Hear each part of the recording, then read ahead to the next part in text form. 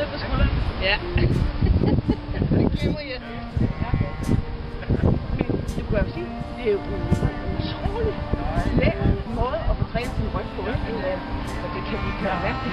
Ja, ja. Og vi har jo alle sammen, altså selvom vi ikke har decideret dårlig ryg, så får man spændende og helt præcis. Man får trænet for løbet, og vi er alle sammen søgt en dårlig ryg. Men det er derfor, jeg har taget nogle skuldre. Jeg spænder så meget. Hvad er det der?